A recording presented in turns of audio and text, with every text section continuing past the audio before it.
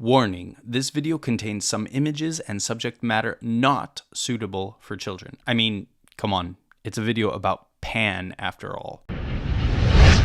Welcome to the Better Barbarians Bureau, a channel by barbarians for barbarians who want to be better. Now, part of being better is being educated, and so today I'm going to be reading this book to you. This is a wonderful academic book about Pan, the Greek god Pan, obviously, and it deals with, it's not really telling Pan's mythological stories so much as it is examining the way that Pan was portrayed in antiquity, the Renaissance, from the Renaissance through till modern times. It does touch on medieval a little bit. There's not that much Pan in the medieval art, but you know, it's in there a little bit. So, but anyway, yeah, how Pan has been portrayed in art throughout the ages. I do want to warn you, the syntax is a little academic. So he does kind of construct very complex sentences sometimes, and you know, that can be a little hard to follow. Probably easier to read visually than it is to hear, you know. But bear with me, and I did put tons and tons of hours of work into the images. I pretty much matched up all the images that are in the book. It's black and white images. This was made quite a while ago, in the 90s. I guess it's not that long ago, but color images were more expensive back then. And so anyway, I found good color images to pair with the ones that he's talking about. I did add some additional images as well, anything that I thought might be relevant. And I definitely didn't put any AI in there. I don't believe in mixing AI art in with historical art. I think it's really important to know what art is actually from art history, and you know, be able to separate that from AI creations. So they are all art historical references. Anything that I added, I think, was appropriate to the time or the subject. There was really just one selection that I made that kind of fell outside of that, and that was a Marc Chagall, who was a kind of a modernist painter, kind of like a more romantic, more whimsical version of Picasso, I suppose you could say, but from that kind of early 20th century art. And I did add him in just at the very end. The author, John Boardman, recounts Plutarch. Plutarch is an ancient Greek, I believe, who was kind of writing during the Roman times, and Plutarch is recounting the story of the death of Pan, and there were no visual depictions that I could find from art history of this particular scene, and the closest to the vibe and the subject matter that I could find were some illustrations by Marc Chagall. So I chose those ones. I hope you enjoy them. I hope you enjoy it all. I think you will if you're interested in Pan. This is very hard academic stuff. Hard in the sense of well-researched. It's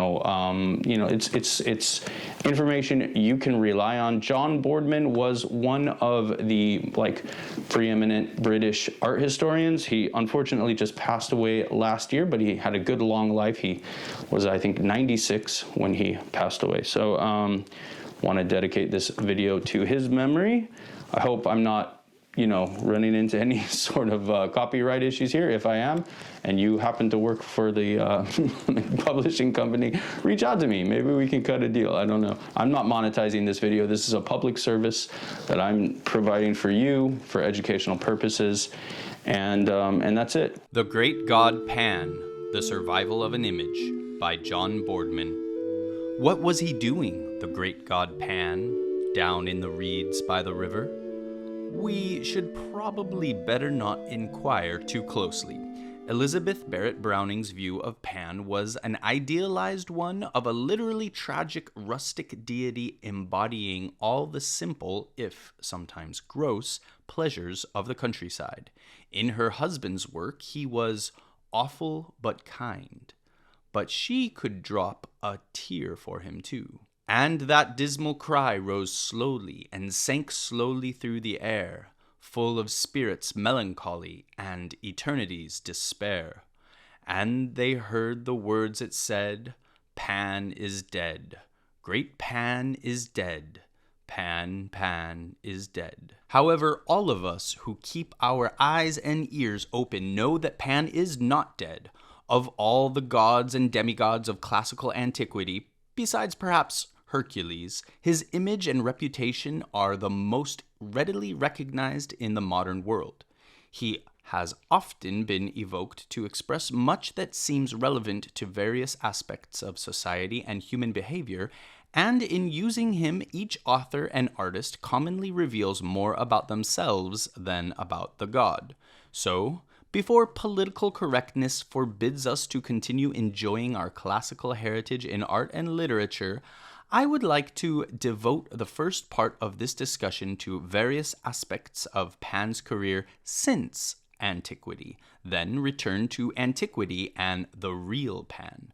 I make no excuses for running together art, literature, and life, and with such a subject I am bound to be highly selective and often recall the well-familiar. In the Middle Ages, when classical images were often translated into new Christian or allegorical identities, and when classical gods could be given modern dress, Pan often survived intact in appearance and function. In an illustration in the early 9th century Stuttgart Psalter, we find the children of Israel in modern dress moving into an Egyptian wilderness peopled by a monkey, top right, and below it, Pan, with his proper goat's horns and legs and clearly labeled. He was still regarded as an appropriate denizen of the wild and shown as he would have been in antiquity. Later, in the early 11th century Monte Cassino MS of Rabanus Maurus, he remains recognizable just beside a rather less probable Venus and Cupid. Thereafter, we have to await the rediscovery of Pan and his fellow gods by the Italian Renaissance. Panofsky characterizes the change.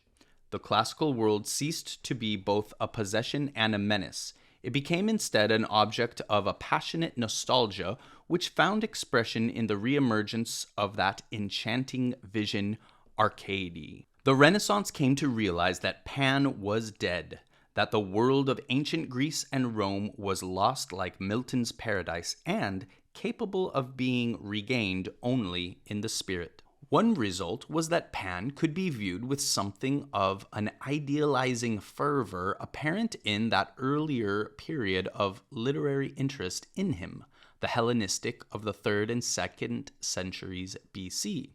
Luca Signorelli's beautiful painting, The School of Pan, destroyed in World War II, typifies the new mood.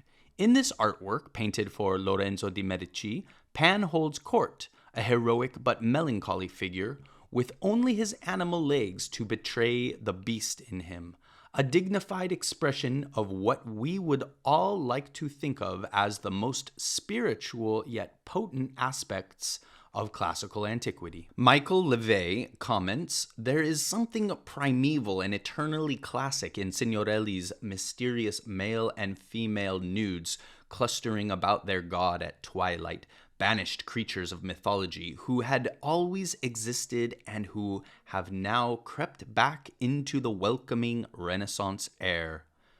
From now on, Pan becomes a familiar figure, with only a few uncertainties about his physique, a certain readiness for mutual contamination between Pan and satyrs, Silens or fauns, such as we shall discover also in antiquity. Andrea Riccio's bronze Pan listening to Echo is wholly human except for his tiny horns, but other bronzes introduce varieties in appearance and behavior closer to the usual ancient forms. Pan had multiplied also in classical antiquity and found his female counterpart. Another group by Riccio, although usually called satyr and satyress, portrays Pan in the normal Renaissance form, while their satyrs are often more wholly human. The girlish Pan or faun also long remains popular in European art. Choice of physique seems to have become a matter of personal taste, depending on whether the idyllic or the cruder form, the more bestial aspects of either the satyrs or Pan, were to the fore.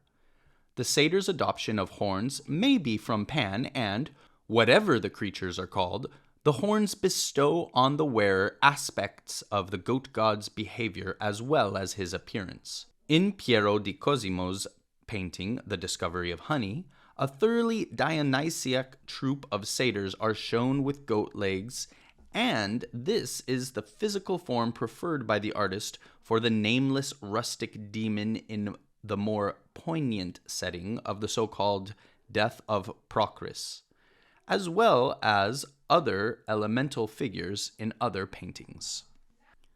There were problems with baby pans. In Botticelli's Mars and Venus, they usurp the role of cupids. In classical art, pans can copy cupids and satyrs in stealing the arms of Hercules rather than those of Mars, while the scenes of Pan and Cupid playing or wrestling together are not forgotten by Renaissance artists.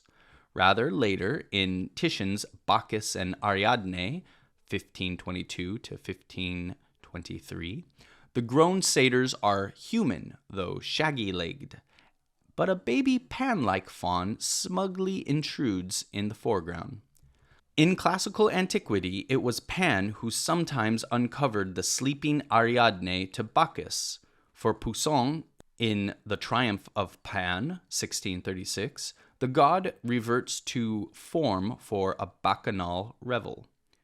Dürer can offer an idyllic Pan-satyr family scene and use the same figure as consort for a voluptuous figure of vice being belabored by virtue before a bewildered Herculean figure, unsure either of his choice or his policy of non-intervention. It would be too easy, to prolong the catalogue of examples. I shall therefore add only one more. Annibale Carracci's colorful ceiling frescoes painted in the Galleria of the Palazzo Farnese in Rome, 1597 to 1601. The overall theme is the loves of the gods, and the centerpiece has a triumphal procession of Bacchus and Ariadne. Here, as on Roman sarcophagi, Pan lurks preoccupied with a goat. Scholars have sought to interpret the themes on the ceiling in terms of a deliberate Neoplatonist exploration of the different types of love, and agree generally on only one point, that Pan represents bestial love. He reappears in different and sometimes appropriate places elsewhere on the ceiling, pursuing the nymph Syrinx, who turns into reeds, dazzling Selene or Diana with the whiteness of the fleece he offers her, and fighting Cupid, a theme we meet also in antiquity, shown better here in an engraving by Agostino Carracci, in which the tiny motto in a cloud overhead identifies the scene: Omnia vincit amor, love conquers all. In Greek, all is Pan, hence, following the false etymology of his name explained below, love conquers all equals love conquers Pan. For the rest of the modern Pan, I have selected only a few themes that either give him a totally new persona or develop aspects that have their roots in classical literature but not always classical art. One of the latter is Pan's ugliness. In a Hellenistic epigram, he laments, "Am I a goat deformed not only in leg but in heart too?" He may be abused in ancient art, but not explicitly on account of his ugliness.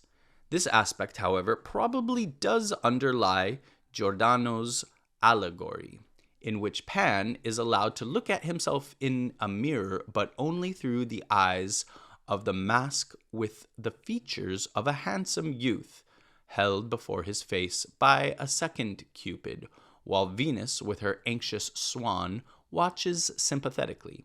According to antiquity, it was to disguise his uncouth body that Pan wrapped himself in a fleecy white wool when wooing Diana.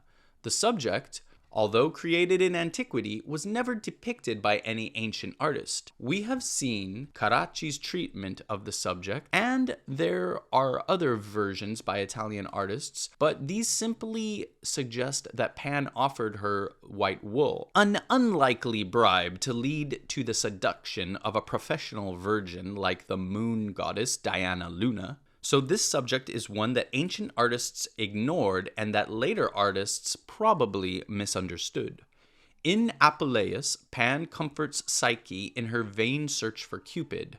Again, not a subject of ancient art, but increasingly popular in the last 2 centuries, in terms of Pan being compassionate to a young woman, not at all threatening, and often himself young. Among the many examples in art are Burne-Jones in his Pan and Psyche, copying a composition of Piero di Cosimo's Procris, a catalog cover by Aubrey Beardsley, and W. H. Bradley's cover for Tom Hall's book When Hearts Are Trumps. This aspect of Pan is even more generously treated in literature. In J.K. Stevens' The Crock of Gold, 1912, an essentially Celtic tale, classical Pan is introduced to teach a young woman the value of happiness, then sent off in a friendly way by the Celtic god Angus Og. In a cinematic context, Woody Allen's Manhattan, 1979, the hero is given a harmonica, surely the modern equivalent of panpipes, by his teenage mistress. The fact that he finds himself unable to play the instrument recalls the ancient motif of Pan turning to town life and forgetting his country skills, another literary theme. Here in the city I dwell. Let someone else set forth to hunt the wild beasts. Pan no longer lives his old life. The wholly romanticized rustic Pan, musician and consort of nymphs, occupies a world in which the modern imagination also has outdone antiquity, where his rustic functions were on the whole serious, and his love life either bestial or unrequited. At the turn of the century, there was a German art and culture periodical called Pan. In its early years, it is rather full of Nietzsche and knights in armor, and the god appears often in its pages as a heroized symbol of the clean, open-air artistic life of which its patrons dreamed. His head, as portrayed by the Bavarian artist Franz von Stuck, appears on the cover, and inside Pan is to be seen at the picnic in an idealized, at least semi-classical Sylvan setting. Another periodical of the period, Jugend, repeats the rustic image. Nothing but innocence here, no threat or insolence. At a barely higher level, the Swiss artist Arnold Böcklin painted idealized fantasies, including landscapes, and thus often found himself at home with figures from pagan mythology, notably Pan, as seen in his Idol. Franz von Stuck, who had a rather similar obsession, decorated his villa near Munich with a variety of original Pan images. In Britain, Aubrey Beardsley captured the range of the Pan image, often borrowing from it to enhance some of his more demonic creations, but well prepared to provide the idyllic view as seen on a catalog cover, though he himself was caricaturized as Pan in Punch. Something more mystic occurs in Kenneth Graham's Wind in the Willows, with Pan's intrusion as the piper at the gates of dawn, a profoundly disturbing element in an otherwise charming rustic fable. We read of rat and mole in search of the lost baby otter, and of their sense of awe and terror. Mole raised his humble head, and then in that utter clearness of the imminent dawn, while nature, flushed with fullness of incredible color, seemed to hold her breath for the event, he looked in the very eyes of the friend and helper, saw the backward sweep of the curved horns, gleaming in the growing daylight, saw the stern, hooked nose between kindly eyes that were looking down on them humorously, while the bearded mouth broke into a half-smile at the corners, saw the rippling muscle on the arm that lay across the broad chest, the long, supple hand still holding the panpipes only just fallen away from the parted lips. Saw the splendid curves of the shaggy limbs disposed in majestic ease on the sward. Saw, last of all, nestling between his very hooves, sleeping soundly in entire peace and contentment, the little, round, podgy, childish form of the baby otter. Then the two animals, crouching to the earth, bowed their heads and did worship. In the circumstances, it is hardly surprising that Pan passed from art into life as well. Members of the Findhorn community on the Moray Firth, devoted to the study and celebration of animal nature, know Pan well. Conversations with him in Edinburgh's Botanic Gardens and on Prince Street have been published. As I turned the corner onto the street which runs alongside the National Gallery, I stopped in an extraordinary atmosphere. It produced a sensation of warmth and tingling, like a mixture of pins and needles and an electric shock. Then I realized that I was not alone. This took place in 1966. Otherwise, it is Pan's amorous nature that has survived best. 100 years ago, there was a constant stream of novels and short stories in which he appears as a countryman or an urban seducer. Later, he was very much taken up by the literati of Bloomsbury and their circle, and exploited in a literary way in caricatures of George Bernard Shaw and even D.H. Lawrence, the latter being presented as both a devil and a Christ. By now, Pan has become a regular subject for cartoons and advertisements, especially those promoting tourism in Greece. He also serves, as the satyr did in antiquity, to personify the rather more relaxed or, if you like, animal aspects of human nature, and also, like the satyr, is commonly found wanting. In a cartoon by Anton, it takes no more than a goat's leg to invoke him. There is only one other aspect of post-antique Pan to dwell upon: Pan as the devil. And here we take the rather different viewpoints of artists and worshippers. Pan elements in the iconography of the devil were rather inconsistently applied, but his reputation and behavior were thought good qualifications for his service as model. The goat's head is not invariable, and whereas Renaissance devils more often have the head of a pig than of a goat, goat's horns are a regular feature, and so are animal legs. The tail is sometimes goatish, sometimes serpentine and pointed.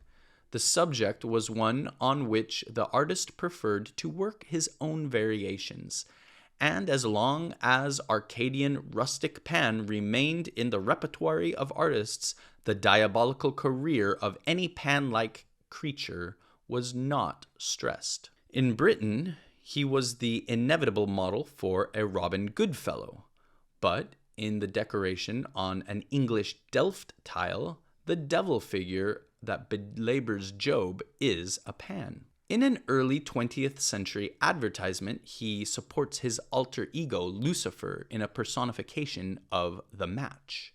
There was another side to this, however, and in literature at least, Pan could assume the role of the Good Shepherd as readily as he could that of the Antichrist. A 6th century Englishman could write of Christ the very Pan and God of shepherds, and Milton writes more explicitly in his Hymn on the Morning of Christ's Nativity: "The shepherds on the lawn, or ere the point of dawn, sat simply chatting in a rustic row. Full little thought they then that mighty Pan was kindly come to live with them below." In Europe, however, he has a far more real function as a devil, and when we come to the cult of witchcraft, he is very much in evidence in witches' rites and ceremonies, down to Aleister Crowley's Club of Pan in Cambridge. As recently as 1970, a new periodical entitled Man, Myth, and Magic featured a cover picture described as Portrait of a Demonic Elemental by the late Augustine Osmond Spare, who had invented a method of conjuring up such creatures. But we all know who this is, really. We turn back to the land and antiquity which gave birth to Pan, to consider his appearance and career, to decide how far his later reputation and images were based on the stories, beliefs, and images of classical antiquity. First, his parentage. Zeus and Apollo are often named as the father of Pan, but Hermes, Mercury, had the best claim by virtue of his generally rustic and good shepherd character. In Greek mythology, Pan was a familiar of herdsmen and nymphs. He haunted the upland pastures and the shadowy places of siesta, and his music was that of the countryman, just as his love life was decidedly bucolic.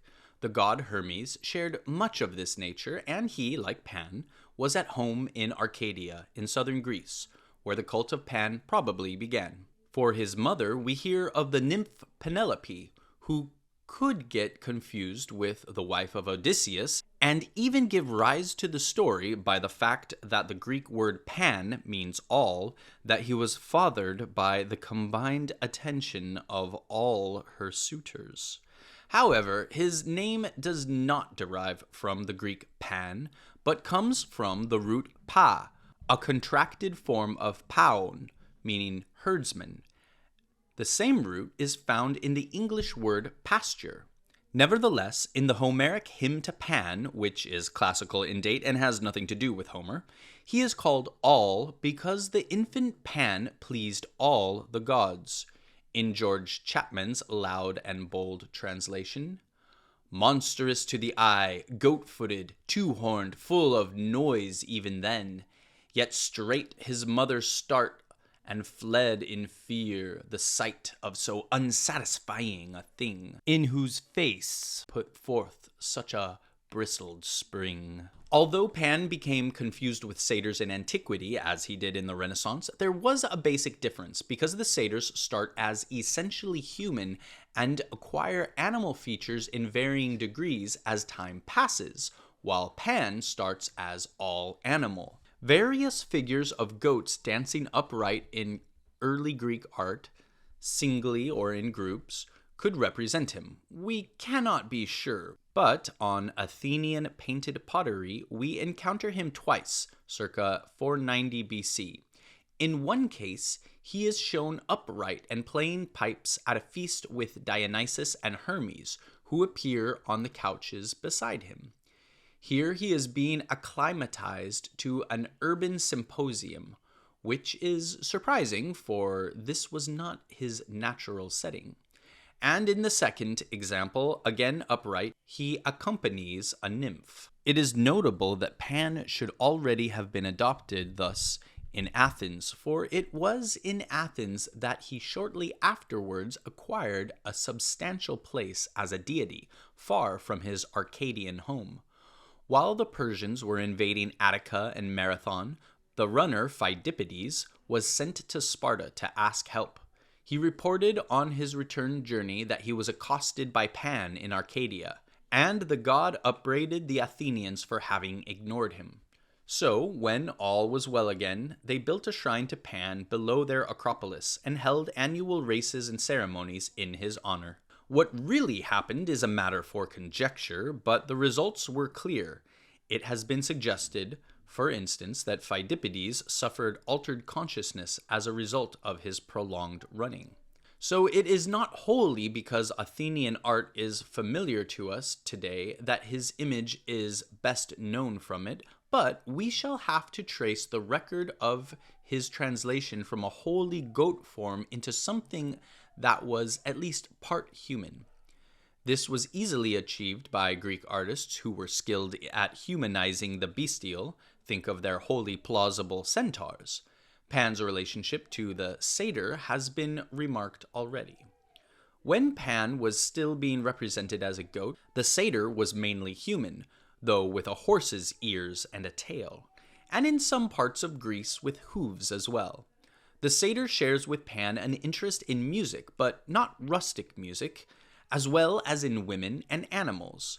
The form which evolved for the satyr is demonstrated in Athenian art through the 6th century BC and helped determine classical Pan's physique. The physical relationship to a satyr is evident on a 4th century BC vase, where Pan is seen dancing for one.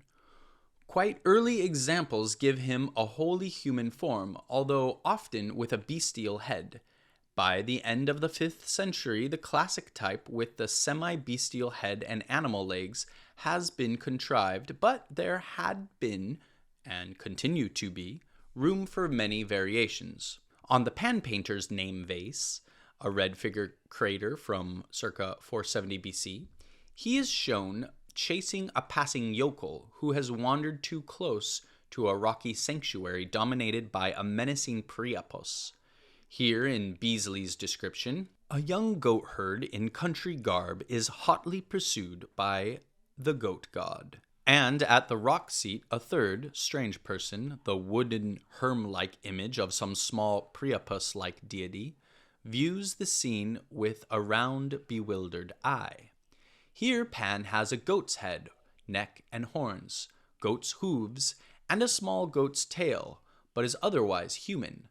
The body is perfectly formed and proportioned to the animal head, and the animal head has nobility. There is no other Pan in which the god shows so clearly through the goat. There are many bronze statuettes of the period, especially from near his Arcadian home. In one example now in Berlin, his head and neck are again animal. There is a hairy mane running down his spine, and the legs are animal.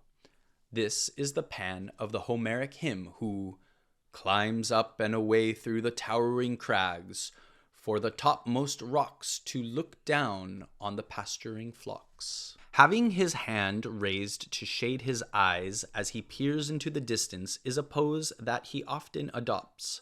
The Greeks, of course, had a word for it, aposkopeon. Another bronze, found at Olympia, has Pan in a more human form again, with the physique of a classical athlete, but dancing and snapping his fingers. His feet are animal and his horned head basically human, except for the characteristic thickening overhang of the nose by which classical artists bestialized his appearance. This feature is perhaps first and best seen in a little bronze head from the end of a wand found on the Athenian Acropolis. No later artist was so successful in combining the human and bestial this way, but here he still has a human beard. Sometimes he is wrapped up against the winter chill. On rustic votive reliefs, he was a regular onlooker, like his watery companion, the river god Achelous, and he was entitled to attend various mythological events located in the countryside and to enjoy the company of the gods most associated with him. Some classical artists allowed him a truly Olympian physique. The sculptor Polyclitus was probably responsible for devising a type that was often copied in later years. On the early 4th century silver coins of Arcadia, the work of the die-graver Olympios, he relaxes on a rocky throne, a bit wild in the hair perhaps, but otherwise divinely naked and as human as may be apart from the little horns. A reflection of Pan's respectability may be seen in the way portraits of some Hellenistic rulers include horns, in what seems to be a half-hearted assimilation to the god. One of the subjects so depicted, Antigonos Gonatas, was also lame. Pan's attributes were the lagobolon, a throwing stick, a sort of one-directional boomerang, and his panpipes, which are worth another look. The pipes are a shepherd's instrument made of cut and bound reeds. The first examples in European art appear in the Alpine region, and in Greece we find them played by a muse in the decoration on an Athenian vase made circa 570 BC. Greek pipes have reeds of equal length, not graduated as later. A multiplicity of pans, even of women and children, was admitted in the classical period. Inasmuch as these imply a family life, Pan seems to have lost some measure of individuality. The multiple Pans were no doubt inspired by the multiple satyrs of Dionysus, who also became family men in the 5th century BC. On a 5th century vase by the Penthesilea painter, 2 Pan-like monsters attend the emergence of a goddess from the earth. And on a later bronze mirror, Eros is shown breaking up a quarrel between 2 Pans. From this time on, it becomes possible to make contrasts between youthful humanoid fully grown Pans and the smaller and more familiar bearded and animal-legged demon. And even for the two to appear side by side, although it is not too easy to define the differences in character or function. Satyrs had no females, and as a source of inspiration for female Pans, we might look to the alleged invention of female centaurs by the painter Zeuxis at the end of the 5th century. The first female Pan occurs about this time on an engraved gem, now in Péronne. She could hardly be more feminine, a graceful nude showing her mixed blood only in her tiny horns and tail, leaning on a rock and playing with a bird or a cup, it is not clear which. Later Lady Pans conformed to the standard male type as seen in the marble copy of a Hellenistic creation, while on a Roman sarcophagus in the Museo Nazionale in Naples, they show no less interest in sexual matters than do their males. Pan's country role was best expressed in poetry. He could personify the mellower, more congenial aspects of country life as well as its alarms and grossness. The siesta hour was sacred to him. Theocritus's goatherd sings, "Nay, shepherd, nay, at noontide we pipe not for fear of Pan, for then of a surety he is resting wearied from the chase. And he is quick of temper, and bitter wrath sits ever on his nostril." He was associated with another rustic phenomenon, the sudden madness which descends on a peaceful flock and sets goats and sheep racing over rocks and cliffs while the countryside echoes to their screams. They have been struck by Pan, quite literally panic-stricken, as were the Persians by his cry at Marathon. His hunting is not much dwelt upon, but he did have an unfortunate encounter with a trap set by others, as depicted on a 4th century Athenian vase, where he was badly snared in a sensitive spot. His amorous interests in other animals is not unexpected, and he also chased boys in myth and in art, where he is shown teaching Daphnis or Olympos how to play the pipes. In his relationships with women, he had little luck. When they did not turn themselves into reeds or a tree in the nick of time, they were folk like the totally elusive nymph Echo. He associated with several divinities, especially Aphrodite, and often on close terms. An unpleasant marble group, now in the Athens Museum, was found in the house of the Poseidonists of Beirut in Delos. Its apparent theme, an assault rebuffed, seems obvious, but Pan is generally on friendly terms with her, and this figure may represent Aphrodite Pandemos, or Epitragia, her cruder form. She raises a sandal to slap him, but is this in anger or play? Overhead flutters Eros, playfully pushing, or is it pulling, at his horns. Other evidence of Pan's good relations with Aphrodite appears on a 4th century mirror from Corinth. In this example, he is seen crouching on a bench with her, arguing the toss over some point of a game of 5 stones or jacks which they are playing, while Eros advises his mother. He has no less to do with Dionysus Bacchus, for which we turn more to the arts of the early Roman Empire. He often supports the languid god, as would a satyr, for example, on a table support from Asia Minor, and even relieves one of his satyrs of a thorn in the foot. In Pompeian wall paintings, he uncovers the sleeping Ariadne for the god, but when he repeats the exercise only to discover that what he has found is a hermaphrodite, he recoils in dismay. Pan joins the Bacchic rout on the same basis as any satyr in Roman art, but retains special functions.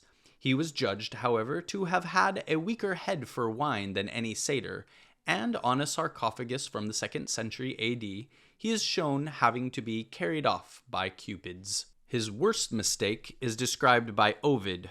Hercules and Omphale were resting in a cave, the hero having exchanged clothes with the Lydian queen. When a Roman Pan, as Faunus, comes upon them, he tries to ravish what he took to be the woman. Away from the classical world, his image proved far less potent than that of Hercules. Finally, any review of Pan in antiquity must present him at his noblest. This aspect is reflected in a Pompeian wall painting which captures the dignity of the classical, mainly human Pan in a setting of muses and music, and in its way anticipates Signorelli. It was only in the Roman period that the false etymology of his name lent Pan the character of the god of all, a pantheistic figure, but this had little effect on his worship or the way he was depicted. Yet, that most dire episode in his career, his death, has already taken place. Plutarch tells the story of the event which happened during the reign of Emperor Trajan, 98 to 117 AD. A teacher tells how, once upon a time, in making a voyage to Italy, he embarked on a ship carrying freight and many passengers. It was already evening when, nearing the Echidnades Islands, the wind dropped and the ship drifted near Paxi. Almost everybody was awake, and a good many had not finished their after-dinner wine. Suddenly, from the island of Paxi was heard the voice of someone loudly calling Thamos, so that all were amazed. Thamos was an Egyptian pilot, not known by name even to many on board. Twice he was called and made no reply, but the third time he answered, and the caller, raising his voice, said, "When you sail to Palodes, announce aloud that great Pan is dead." Upon hearing this, all were astounded, and reasoned amongst themselves whether it were not better to carry out the order or refuse to meddle and let the matter go. Under the circumstances, Thaumas made up his mind that if there should be a breeze, he would sail past and keep quiet.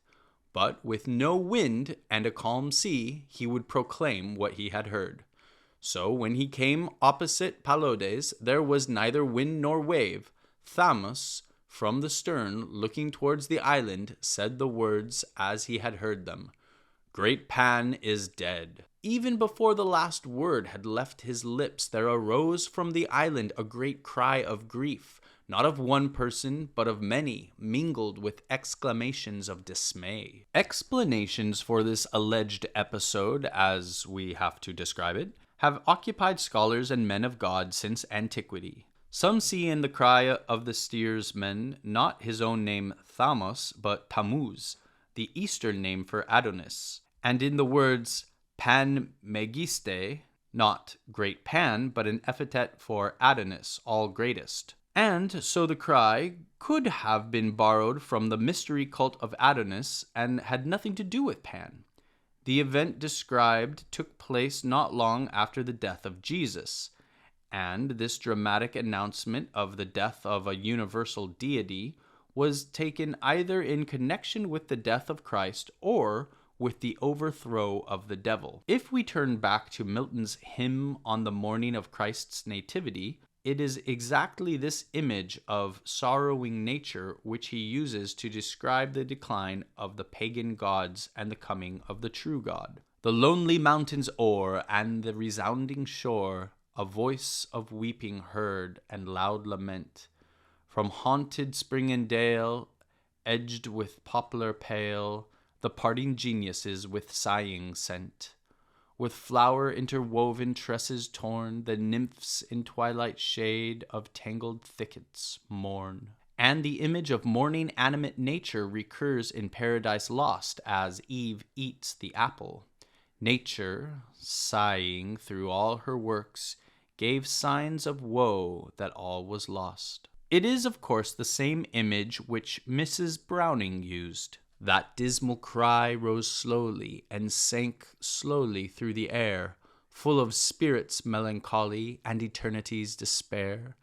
And they heard the words it said, Pan is dead, great Pan is dead, Pan, Pan is dead. Her view of the event finds in it a portent of the approaching end of the pagan classical world, in which one might rejoice, as in the passage from darkness to light, or for which one might mourn, since it marks the passing of a simple, if sometimes violent, Arcadian life, where Pan, his pipes and cry, could soothe or terrify the hearts of man and beasts, and where the god himself suffered the agonies of his ugliness and love, and the arrival of the modern world in which Pan could be remembered only as a symbol either of lost rustic innocence or of the most basic and deeply felt passions of that noblest of animals, man.